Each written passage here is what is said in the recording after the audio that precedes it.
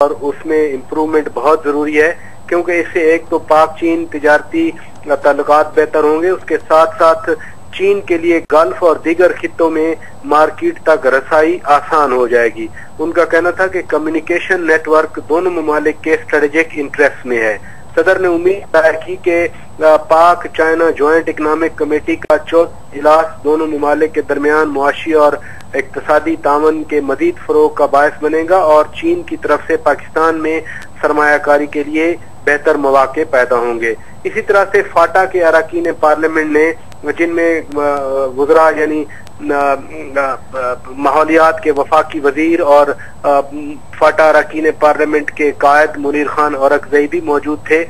इसमें बुनियादी तौर पर फाटा में तरक्याती अमल और जो फाटा के लिए स्कीम्स हैं उनका जायजा लिया गया। सदर ने हुकूमत को हदायत की कि फाटा के अवाम की सोशियो इकोनॉमिक डेवलपमेंट के लिए ज्यादा तवज्जो मरकूज की जाए और फाटा को प्रायोरिटी देकर फाटा के तरक्याती काम मुकम्मल किए जाए। इस मौके पर फाटा के अरकान पार्लियामेंट ने हुकूमत की तरफ से मुख्तलिफ डेवलपमेंट स्कीम शुरू करने पर सदर का शुक्रिया अदा किया। जी बहुत शुक्रिया आपका शौकत पराचा।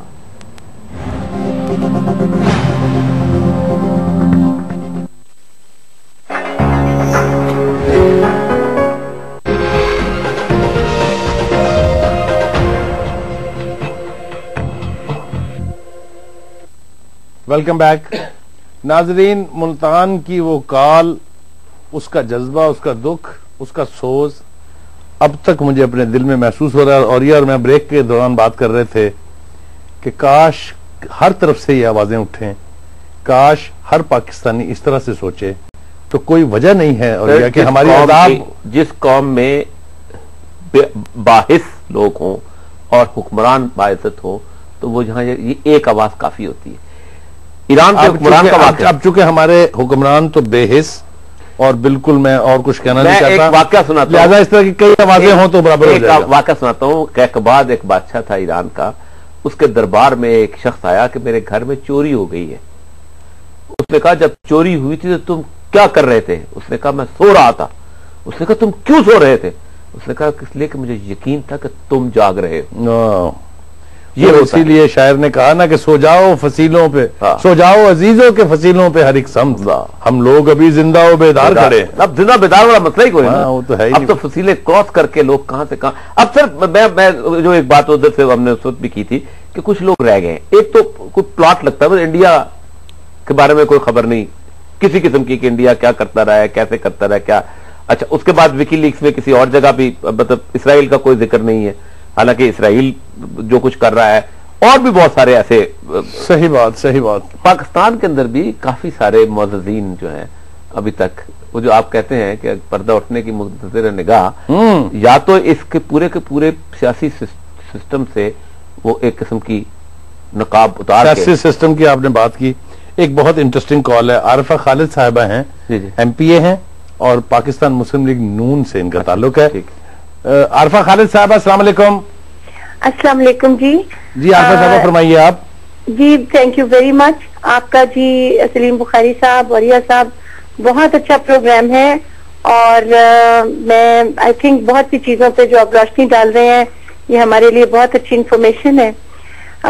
इसमें मैं आपसे ये पूछना चाहती हूँ जी कि जैसे बहुत सी और चीजें हम करते हैं, आप मीडिया आज का ट्रांसपेरेंट है और बहुत सी चीजें आप दुनिया के सामने लेके आ रहे हैं, तो मुझे इस चीज की बहुत कमी महसूस होती है कि ऐसा क्यों नहीं है कि जो इंटरनेशनल रिलेशंस है ऑल ओवर द वर्ल्ड, इसके ऊपर इस तरह रोशनी क्यों नहीं डाली जाती कि एक आम आदमी समझ सके अमेरिका क्या है, इसराइल क्या है, लेबनान की क्या प्रॉब्लम है, इंडिया के क्या मसाइल हैं, उनको इसी तरह की डिस्कशंस में शामिल करके आप अगर सामने लेके आएंगे तो बहुत से कॉम्प्लेक्सेस जो हमारे अंदर डेवलप हो रहे हैं मुल्क के, मेरा ख्याल है कि हम उन पर कुछ काबू पा सकेंगे।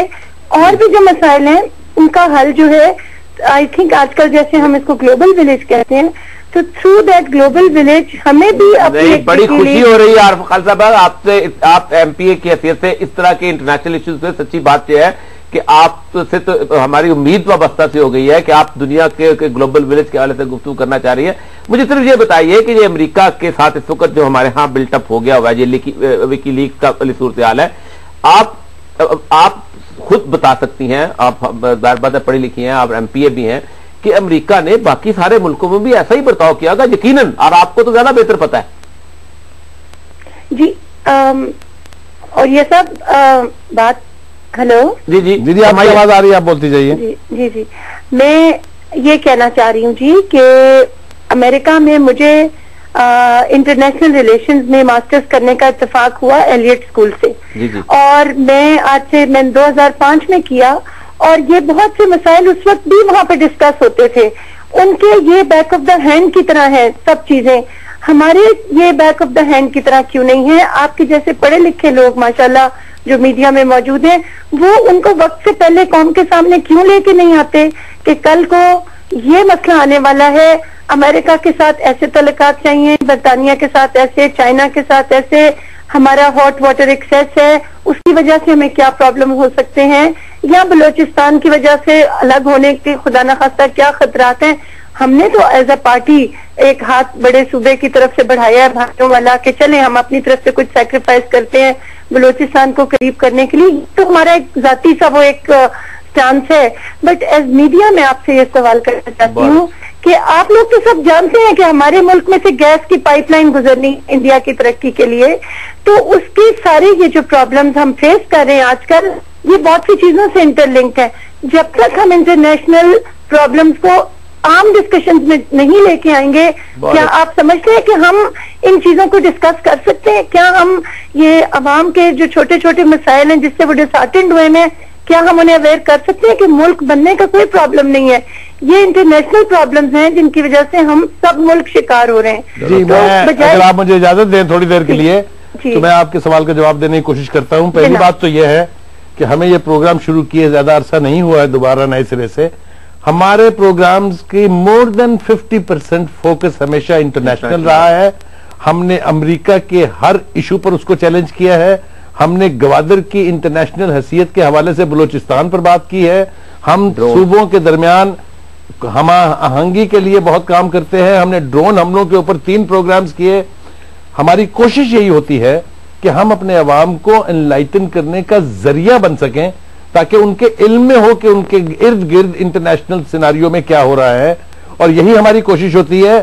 صرف ہمیں ضرورت اس بات کی ہے کہ آپ جیسے کالرز, آپ جیسے حضرات ہمارے ساتھ شرکت کریں اس پروگرام میں, تاکہ ہم اس بات کو لے کے, آج آپ کی بات جس نے سنی ہے اس کو اس کی اہمیت کا اندازہ بھی ہو گیا ہے, سیاسی نظام انٹرنیشنل ریلیشنز کو جاننا کتنا ضروری ہے, اور ساتھ ہی ساتھ یہ ادراک بھی ہو گیا ہے کہ اگر ہم ان سارے ایشوز کو جو ہمیں چاروں طرف سے گھیرے ہوئے ہیں ان کو فوکس کریں گے تو ہماری ان عذابوں سے جان بھی چھٹے گی, اور ہم ایک قوم کی حیثیت سے اپنی حیثیت اور اپنے آپ کو منوا سکیں گے. کیوں؟ اور یہ بچہ تھینک یو ویری مچ. میں آئی ہوپ کہ آپ کے جیسے بہت سے اینکرز ان چیزوں کو دیکھیں اور ایونچولی ہم ان کو ٹارگٹ کریں. تھینک یو سو مچ. بہت بہت شکریہ آپ کا. یہ دیکھیں اب اس طرح کی لیڈرشپ ہو یا اس طرح کے لوگ اگر اسمبلی میں ہو, اب ہوتا یہ ہے نا کہ اسمبلی میں یہ ڈسکشن نہیں ہوتی. آج تک دنیا پوری کی اسمبلی میں انٹرنیشنل ایشوز ڈسکس ہوتے ہیں, اسٹیٹ کے تھریٹس ڈسکس ہوتے ہیں. ہماری اسمبلی میں تو نیشنل ایشوز ڈسکس ہوتے ہیں تو انٹرنیشنل کہاں سے ہوں گے؟ اور اگر کبھی ہو جائیں تو اس کی آواز کی جو حیثیت اور درجت بنتی ہے وہ آپ کے سامنے ہے. ڈرون پر ریزولوشن ہم نے پاس کی یونانیمس, وکی لیگ پر اللہ کرے کہ اس کے اوپر ڈیبیٹ ہو جائے. لیکن جس ایک کال لاہور سے آ گئی ہے. جی السلام علیکم. جی وعلیکم السلام. جی فرمائیے. سر عمر لاہور تو بول رہا تھا. جی جی ذرا میں پنجابی گل کی زبان کراں گا کیونکہ میں پڑھیا لکھا نہیں, میں بالکل سمجھ لو کہ چٹا ان پڑھ. جی بسم اللہ. جی اے پاکستان دی میڈیا نے تھوڑے جا مینوں عقل تے شعور دے دتا ہے. مہربانی. ہیلو مہربانی جی مہربانی. تے فیصلہ جی جناب کے رانا ثناء اللہ یا وزیر اعلیٰ پنجاب میاں محمد شہباز شریف جی جی اعلان کرتے ہیں کہ سمجھ لو میں پولیس جا کے میری 10,000 روپے تنخواہ ہے. جی ہیلو جی جی آپ بولتے جائیں, آپ کی آواز آ رہی ہے. ٹھیک ہے, میری 10,000 روپے تنخواہ ہے. اگلے مہینے تو عمر 11,000 روپے تنخواہ لے گا.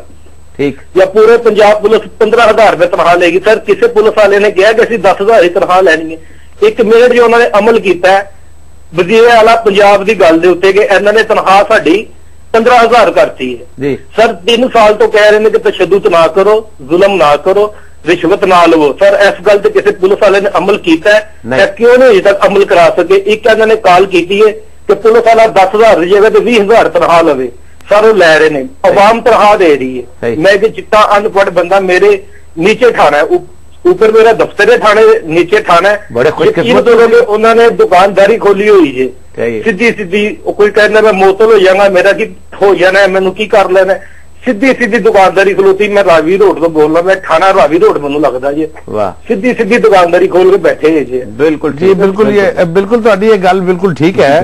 और ये साडे मुआशरे च हुण हर पासे साडे ये कुछ हो रहा है, ਅਸੀਂ ਇਹਦੇ ਤੇ ਜਦ ਤੱਕ ਆਵਾਜ਼ ਬੁਲੰਦ ਨਹੀਂ ਕਰਾਂਗੇ, ਅਸੀਂ ਇਹਨੂੰ जब तक चैलेंज नहीं करेंगे, यही बात सूरत हाल तो यही रहनी है। बात उनकी सर पुलिस के बारे में देखें ना, पुलिस के सिस्टम में अब शुरू में जब पुलिस ने डिमांड करना शुरू किया कि हमें पैसे दें, हमें ये करें, हमें फलां करें, तो हमने तस्वर करते थे कि पुलिस ठीक हो जाएगी। थाना कल्चर कभी ठीक नहीं होता, ये हवस की सूरत बिल्कुल हमारी पूरी सोसाइटी में बन चुकी हुई और कोलैप्स हो गई। आज मुझे एक बड़े कमाल किस्म के एक सियासतदान से मुलाकात हुई, ऐसे मुझे इल्मी गुफ्तगू फरमाया, कमाल किस्म का कोई सियासतदान इस उन्होंने इल्मी गुफ्तगू फरमाई है सर कमाल के।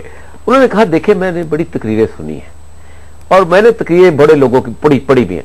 उन्होंने कहा है, कहीं उन्होंने नहीं कहा कि हम करप्शन खत्म कर देंगे, बल्कि उन्होंने कहा हम गरीब की हालत बेहतर करेंगे। मैंने कहा करप्शन के जरिए? कहते इसी तरह होती है। और यह फैसलाबाद से बिलाल साहब हमारे साथ हैं इस वक्त। जी बिलाल साहब अस्सलाम वालेकुम। वालेकुम सलाम वरहमतुल्लाह। जी फरमाइए। सर मैं बिलाल बात कर रहा हूँ फैसलाबाद से। मैं एसएससी का स्टूडेंट हूँ और मेरी एज है 21। रियली मुझे नहीं समझ आ रही कि पाकिस्तान में हो क्या रहा है, मुझे अपना फ्यूचर बिल्कुल नहीं नजर आ रहा। मैं एसएससी तो कर रहा हूँ, मुझे इतना तो पता लग रहा है कि मेरी लाइन गाइडलाइन है मेरे पास, लेकिन मुझे ये समझ नहीं आ रही कि मेरा फ्यूचर क्या है। मेरा फ्यूचर क्या है मुझे कुछ समझ नहीं। सुनने में आता है, दोस्त कहते हैं बहुत सारी मल्टीनेशनल कंपनीज आ गई हैं, यहाँ पे ये हो गया वो हो गया, लेकिन नथिंग। आपका फ्यूचर इसी मुल्क में है और आप लोगों ने बनाना है। मैं आपको अर्ज करूं, बिल्कुल ठीक है, मैं आपको अर्ज करूं कि जब फ्रांस तबाह हो गया था, जब जर्मनी तबाह हो गया था, जब जापान तबाह हो गया था, तो आप जैसे ही नौजवान थे जिन्होंने कहा था हम कहीं नहीं जाएंगे, हम यहीं रहेंगे, और उन्होंने खड़े होकर अपना मुल्क बनाया था। और उन्होंने एक काम और किया था कि उन्होंने किसी बंदे को फिर करप्शन नहीं करने दी थी अपने इलाके के अंदर, किसी बंदे को अपना इंटरेस्ट बेचने नहीं दिया था, क्योंकि मेहनत करने वाला पसीने से अपना इंटरेस्ट नहीं बेच देता। इस मुल्क पे उम्मीद रखें, यही हमारी आरज़ू है। सर मैं बिल्कुल उम्मीद रखता हूँ इस मुल्क के ऊपर। सर प्रॉब्लम यह है कि हमने अपने दीन इस्लाम को छोड़ दिया है। हमारे पास दीन है, इतना ऑथेंटिक दीन है, नमाज हमने छोड़ दी है। इन हुक्मरानों को मैं गाली तो दूंगा नहीं, क्या इनको कहूँ, इनके ना क्या कहते हैं हदीस है, वहां बीमारी आएगी, इनको पैसा ज्यादा अच्छा लगेगा और इनको ये इक़्तिदार अच्छा लग रहा है। रियली मैं नमाज पढ़ के इतना रोता भी। भाई ने मुल्तान से कॉल की, जिशान भाई ने, मैं अल्लाह की कसम में रो रहा था। रियली आंखों में आंसू है, सजदे में गिर के अल्लाह का या अल्लाह इस मुल्क का कुछ करते। रियली मुझे भी रोना रहा है, मैं बहुत कंट्रोल करके बैठा। दुआ अल्लाह सुनेगा, अल्लाह आपकी दुआ सुनेगा। और अल्लाह बहुत शुक्रिया आपने हमें कॉल किया। और यह जो बात बहुत वो कहाँ था और ये कहाँ है? हाँ, पहले तो मुझे थोड़ा सा अपने से इख्तिलाफ करने की इजाजत दीजिए, इसलिए कि आपने कहा आपका मुस्तकबिल यहीं है। जिस गरीब के बच्चे को दाखिला यहां नहीं मिलता, कोई मौके उसके लिए नहीं, बेरोजगारी उसकी किस्मत में लिख दी गई है। बाहर जो दुनिया के बच्चे पढ़ने जाते हैं, किनके जाते हैं आप खुद जिक्र कर चुके हैं, इनका कोई अपॉर्चुनिटीज तो यहाँ के नौजवान के लिए है नहीं। मैं मानता हूँ, वो किस उम्मीद पर मेरी और आपकी बात मानेंगे? जो लोग, जिन लोगों ने होस्टेज किया हुआ है, ये 15,000 20,000 से ज्यादा है इस मुल्क के अंदर, जिनके बच्चे बाहर पढ़ने जाते हैं। जी जी। और ये 16 करोड़ लोग हैं जिनको हमने बुज़दिल बना के, इनके रोने से तकदीरें नहीं बदलेंगी सर। देखते क्या हो 10